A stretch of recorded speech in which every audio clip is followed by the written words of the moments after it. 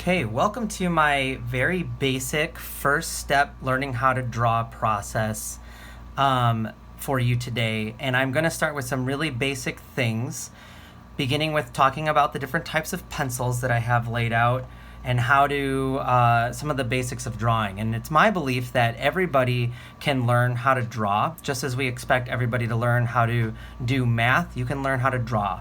If you can write your name, if you can draw a circle, if you can draw a line, that means that you have pretty much the hand-eye coordination that's needed to get pretty decent at drawing. And what it really takes is a simplification of learning how to see the things in the world, break those down into simple forms, and then be able to draw those forms. And again, if you can draw lines, squares, circles, you should be able to get better at drawing. And if you have an innate talent for drawing, you might find that you get better a little bit faster than other people, but everybody can get better than they are. Just takes a little bit of practice, and let's get to it. So I want to just start briefly by talking about the pencils. I have different types of pencils here. I have a 2H, and I'm going to write the 2H right here, and I'm going to apply the same pressure when I'm writing these things down and drawing a line.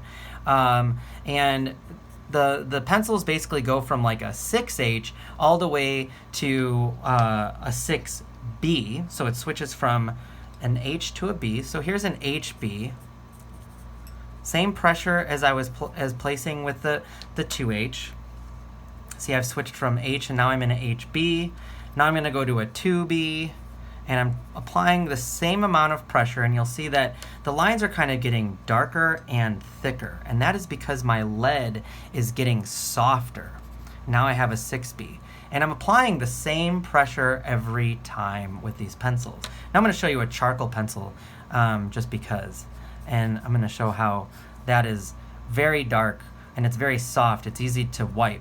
You'll see like that wipes a little bit, but not the same level as charcoal. And I can even smear my 2B a little bit. My HB does not really smear. My 2H doesn't smear at all. And that's because the lead is a lot harder, right? So let me do a really quick shading. I like to think of H as standing for hard and B as standing for black, because the hard lead is harder to shade with. So you'll also notice that if you push down really hard on it, it will actually just kind of dig into the paper that you're drawing with and create an indent. So it's very important that when you're drawing with a 2H to be very light. And I like to hold a pencil loosely, right? So you want your wrist to kind of have full mobility to kind of, especially when you're shading. It's hard to shade if you're holding a pencil like this and working really hard. So I'm going to hold it really light, and I'm going to apply the same amount of pressure here as I'm going to apply with my HB. And you'll notice that it's slightly darker than my 2H, right? Just a little bit. And I'm going to move over to my 2B, and there's going to be a little bit more drastic of a change here. And again, I'm applying the same amount of pressure, and you'll see that the shading gets darker as I move across. I'm going to move to a 6B,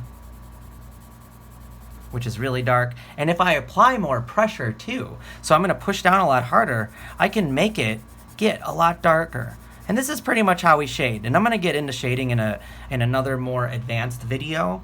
I just want to stay with the basics here, but it's important to have an understanding of how the pencils work. So that is my charcoal right at the end. And again, I can kind of pull that to create my own little shading with it. Makes things a lot easier. I can even like draw after I get some charcoal on my hand.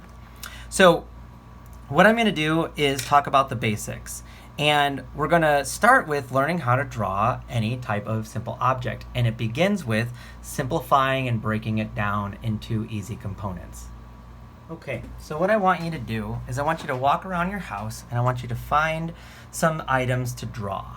I found a spoon, I found a funnel, and I found a little jar of some B12 spray, vitamin spray. So little things to draw that are easy, kind of laying around the house. And we're going to start just by like simplifying. And what I want you to do is grab an HB pencil, which is a nice kind of light pencil, but it gives you a little bit of a softer feel than an H pencil. And I just want you to kind of practice. So let's like just, find an area and just try to draw a circle, right? And the way that we kind of practice or get a feel for a circle is just by kind of going around in a circle like so. And again, look at how I'm holding my pencil like this, right? I'm kind of being loose like it. Find a way that feels comfortable to you, right? And just kind of try to draw a circle. Now, on my first try, I'm not going to draw a perfect circle, right? And that's very light. And that's really how I want you to be drawing. I'm going a little darker so you can see it. But it helps to kind of go around in the circle because over and over and over, because we start to find the edges of the circle, right? And then if I wanted to, I can come in and I could define those edges a little bit darker if I was actually trying to draw a circle. But just practice drawing a circle, then try drawing a line off that circle, right? All of these things are just practice to kind of get you to feel comfortable with a pencil. Draw another circle, maybe try to get it on that line a little bit smaller, right? Draw a bigger circle if you want. Maybe you could try an egg shape if you want to like kind of like change it a little bit, right? But just kind of getting a feel, getting comfortable with the pencil, right? Try going fast, try going slower. It's kind of up to you what you want to do with that. So after doing a couple of exercises like that of just like, trying to draw a little bit with some circles and lines. Maybe you want to draw like a square inside. And again, this is just practicing to get comfortable with the pencil. Maybe you're warming up your hands a little bit. And I like doing these things, and then you can start drawing little elements that kind of come off of them. And this is all, again, just like kind of practice, trying out different ways of drawing and doodling. Doodling always helps. It's been said that it helps you learn things, pay attention, or cement things in the brain, because our brains have developed in a way that require us to be active when we're learning, and the doodling actually creates an active element where you're using your head, obviously because you're thinking and trying to reflect on things, but you're also using your hands, which helps create the whole body experience with learning. So one of the things that I mentioned is drawing is all about simplifying what you see. And one of the things that I always like to draw is a bowling pin, because I feel like it has two basic elements, right? So it has the ball at the top, and then it has kind of more of an oval shape at the bottom, right? And they're symmetrical, so you can like have like the line that goes through, and then you have these curves that kind of come in on the line, right? And then you end up with, somewhat of a bowling pin shape, right? And if I take a darker pencil, I can I can outline those lines so that you could see them better. And that is why I have you start with an HB pencil, a lighter pencil, and you could go with like a 2H if you want. You can go with an H or a B if you wanted to. But the general idea is that it's lighter, so it allows me to sketch things out. And then I can take an eraser and I can erase those lines after I'm done with that edge, right? But the basic idea is that you have to look at the different components that make up a bowling pin and simplify it. So like I said, you have a circle at the top, right? And they're not like perfect circles. They're a little bit oval shaped if you look at a bowling pin. And then you have this longer kind of almost like if you think of a football shape, at the bottom, right? That makes up the base, and it goes wider. And so that's what I mean when you're simplifying a shape. You're breaking it down into its most simple shapes so that you can draw those shapes and then add details as it comes. Maybe there's like a label that comes across the front, right? And because of perspective, which we'll get into in a later one, these lines should actually be curved as they come towards you. Okay, so we're going to draw this spoon, right? And the first thing I'm going to say is, what's the first thing that I recognize about this spoon? Well, it's symmetrical, okay? And this is what I want everybody to do. I really appreciate when you start drawing with symmetrical shapes, because I think it makes this a lot easier. So I'm going to start here, and I'm going to draw a line. I'm going to use my other pencil. You can use a ruler, right? That goes right through.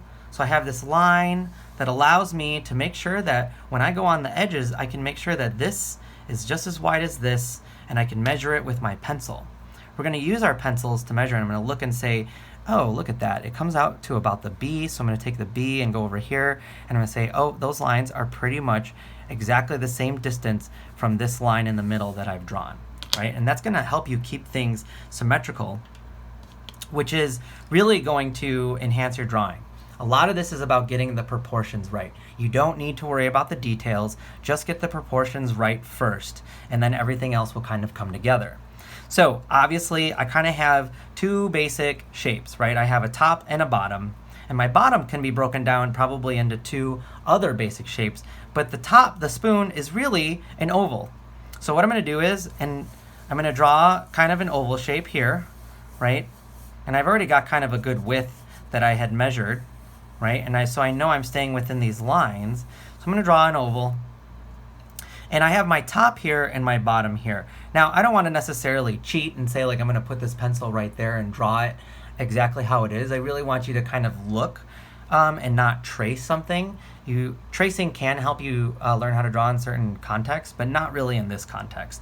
So I have a top and I have a bottom. I'm going to make my spoon slightly larger than the object I'm holding, so I'm going to make my drawing slightly larger. So I'm going to guess that the bottom is about here. So then my next question is, again, breaking things down, where does this shape start and end? Is this handle end in the middle of the spoon from top to bottom?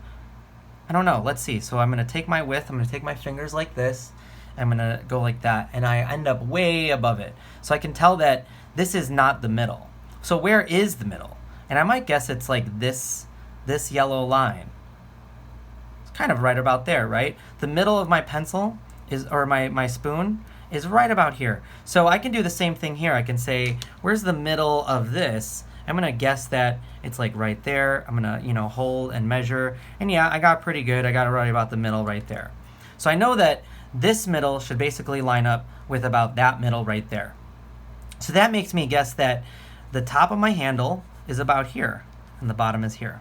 And now I'm going to break this again into some simple shapes. And what I see is, I see a triangle here, right? So what I'm going to do is I'm going to draw a triangle that meets at my middle line, okay? Again, I'm simplifying the forms. And I also know that this comes wider than this, and this is, when I talk about learning how to see, this is exactly what I mean. See how this is a little bit wider? This comes out further than this handle. And I'm also going to probably look and see, does this come out just about as far as this? It's pretty close, right? So I know that this width and this width are going to be the same, but my spoon head is much wider. So I look at this and I can draw a line kind of down from my edges of my spoon and see that that's a pretty good guess, right? We don't have to be perfect. We just have to get the proportions pretty close. So now I have this other shape at the bottom that is kind of a long oval, right? And I would say that if I think about this as an oval and forget about this neck for a little bit, I can see that my oval kind of, like, if I think about it in those terms, kind of comes to just past this L, right? Which is definitely below my triangle, right? So probably about here. So I can draw pretty much like an oval, a really stretched out oval that kind of comes around like this. So I've broken this spoon into some basic forms, and I really want the width of this to be about the same, right? All the way through. So I really want to keep this into these areas, okay? And then I can worry about these curved lines that curve in, and I can look, again, I'm going to use my eyes and I'm going to look and see, like, how does it change, right? How far does it come in? It's not that extreme, right? And it doesn't get too close to my middle line, so I'm just going to do a little bit of a curve like that. And then I notice too that it gets a little fat at the bottom, right? So that it doesn't ever get this thin. It kind of comes out wide, right? And circles around a little bit wider here. It's not a very intense curve on those lines. So again, I'm using my eyes and I'm looking for those types of details while I'm just simplifying, drawing some very simple shapes. I've drawn an oval, a triangle, and then a very long oval. And now I'm just adding these little curves, right? That kind of like curve in. And what I recommend doing here is, if you feel like you are stronger drawing a left side or right side, is drawing your weaker side first and then come to your or drawing your weaker side and then go to your stronger side, right? Okay, so I have like my basic handle shape, and now I want to figure out this top. And I'm going to notice that definitely gets thinner at the top than it does at the bottom, right? So we have kind of a point. So I'm going to come into my oval, and I'm going to kind of just, cut off a little bit this edge. See here, I have this edge out here. I'm going to cut it off a little bit, right? So it gets a little bit pointier. And this is just, you're drawing some simple shapes and simplifying as you go, right? And then, of course, it stays pretty wide here, right? And then you notice too, where is the widest point? The widest point is here. It's not really in the middle, so it's a little bit down, right? It's not up here where like I originally kind of had those marks. So I'm going to draw to like there, right? And then I want to make this neck, right? And this has a little bit of a curved element, so maybe I bring out my triangle a little bit. And I'm thinking about like where does the handle come in? It looks like it comes into like almost the middle point of here. So I want my handle, to kind of like be based on those marks. I'm going to start a little bit wider. It kind of comes in a little bit, and then it starts curving out, right? And you want to think about like, where does that curve start going in the other direction, right? Where are these change moments in my drawing where I have to go from one direction to the other direction, right? Okay, so now I have like a basic shape of my spoon, and it's not exact, but that's fine. We could fine tune it and look at it closer. But for just today's purposes, I'm going to move on, and I'm going to take my darker pencil, and this is, I've got a 2B, and I'm just going to trace around those edges. And really in the beginning too, for my students, what I like to see all these marks. I want to see your process. So don't erase those marks. I would like to see them. What helps is if you darken around it, it kind of makes those other marks fade into the background. But I want to see how you were breaking down your shape, right? Just like so. And if you want, you can go for a darker pencil to get really dark. It's not mandatory, but I would just like to see you darken the edges so you have this basic shape. So something I like to show students in the beginning about proportions, because this is really all about getting proportions right, is the basic structure of drawing someone's face, because I find that it helps them understand what I'm talking about when I say we're breaking down, simplifying, finding proportions, things like that, right? One of the first things you want to do with a symmetrical element is draw a line through the middle so you make sure that it's the same on both sides. That balance, though, that symmetry, getting those proportions accurate, really make the difference. The details come much later and aren't as important at this point as it is getting the proportions right. This is where you want to start. Now, if you wanted to, let's imagine that this is a person's face, right, or this is a person's body. We can give it like an arm. We can give it arms. This person, kind of has like a female figure to it, right? We can draw the arms onto this person's body. We could think about maybe the eyes are like right here. So I can give, this person eyes, and kind of, where's the nose and the mouth, right? So, and I could, add some details as I wanted to go. It's kind of interesting to think about things that way, and I like to play around with my still life drawing, my observational drawings in that way as well. But it's helpful to just kind of understand how these apply to everything, even the human face. So what's the basic shape of a human face? Kind of an egg oval, right? Well, it happens to also be symmetrical. So of course I want to take a pencil and I want to draw a line, right? Starting from my beginning, I want a symmetrical line, and I'm going to try drawing a circle. But you want it to be pretty oval, right? So I'm just going to kind of go like this again, over and over again, until I get like a shape that feels about right. This is a pretty good oval. So where are the eyes on a human head. Most people don't know this. They think they're towards the top, but eyes are actually in the middle. So if I find my middle, which I'm going to guess is like right about there without doing any measurements, I'm going to take my pencil, go like that, and say, oh, well, let's see here. I am right about there, right about there. It's pretty close, okay? So now I'm going to draw another line this way. That's my eye line, essentially, okay?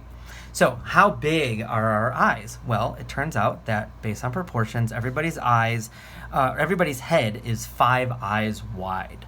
So I'm going to take some guesses here. I'm going to say, like, here's an eye size, and it also happens that your the space between your eyes is 1 eyeball wide. So I can start with an eyeball in the middle, try to make another eyeball about the same size, and then I want to try to draw another eyeball that goes to that side. And that's where you're kind of like figuring out like the size of your head relationship to the eyes. And, I'm pretty close in this area, right? So thinking about your eyeballs are circles, so I can draw 2 circles about that size.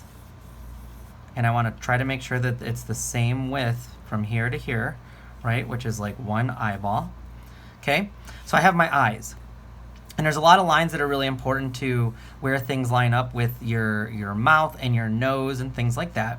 But the next thing to find is the nose. And where is the nose? The nose is actually between your chin and the middle of your eyes. So I'm going to do a little mark right there. That's pretty close to the middle. Okay? And then your mouth is about 1/3 of the way down from that. And your mouth goes wider than your nose does, right? So again, I'm breaking these simple forms. I just have a circle, another circle, another circle, and just simple lines. And you can already tell that this starts to look like a human head, right? And at that point, you're just kind of thinking about how things line up. So we want to draw lines that go down from where our eyeballs start, the middle of our eyes, pretty much, right? So this gives you the width of your mouth, and then this gives you the width of your nose, okay? So your mouth should end up coming out about that far. Your nose should end up coming about that far. Everybody has the same exact proportions for the most part. The basic proportions are the same. When you get down to the details, that's when you actually have to make a lot of decisions about, like, is this person's nose seem bigger? Does this person's eyes seem bigger? And a lot of that has to do with the eyelids. So I'm going to put the pupil in the middle, right? Which is a circle inside the eyeball circle. I could add the eyelids, right? Generally speaking, your eyelids touch the tops and the bottoms of your pupil. You never see the white of the eyeball above and below your eyelids, right? And I'm just generically drawing a face here. A nose is, I always like to say, is like 3 circles. Some people have nostrils that are lower. Some people have nostrils that are higher. Some people have wider middles of noses. Some people have pointier noses. A lot of that just depends on who you're drawing. And the mouth is usually kind of like a long oval at the bottom, 2 smaller ones where you just kind of like fill out the shapes like this, right? See that? And ears come from about the middle of the eyes to your mouth, right? So I'm over here drawing the basic shape of the ear, right? And I'm just getting proportions. Hairlines are going to be different for everybody, but maybe your hairline kind of comes across here, right? And this is the top of your head. And then you can kind of go in with your darker pencil and start doing the details. And what I'm just trying to show you, though, is that everybody is based off of proportions. Everything has proportions. And when you're drawing, the most important part is to get the proportions right. And then when I'm drawing the nose, see how I just take these lines here, right? And you kind of add that, and you have the lines that kind of come up. You have your eyelids that are involved in the eyes, you have your eyebrows that kind of come in a little bit above that. And then, I'm going to draw the mouth darker a little bit. Right? And I'm just showing you this to say that this is the same process I use when I'm drawing the spoon, right? I'm simplifying, I'm getting the proportions down. You might then start to think about like the where is a person's chin or cheekbone come into play, things like that. Some people have wider faces here, some people have thinner faces, and all of that's going to be based on the person that you're drawing. Some people's chins are wider, some people's chins are, pointier. But that's the basic idea. And I just like to show students how these proportions can be applied to pretty much anything. We're just drawing circles and lines and then connecting them. And if you can draw things like that, then you can learn how to pretty much draw anything. You just have to take the time to look at something. One of my favorite things to say is you never truly know something until you draw it, because you have to spend some time looking at it to learn about its little unique quirks and details. Thanks. I'll have some more advanced drawing tutorials coming along later for you.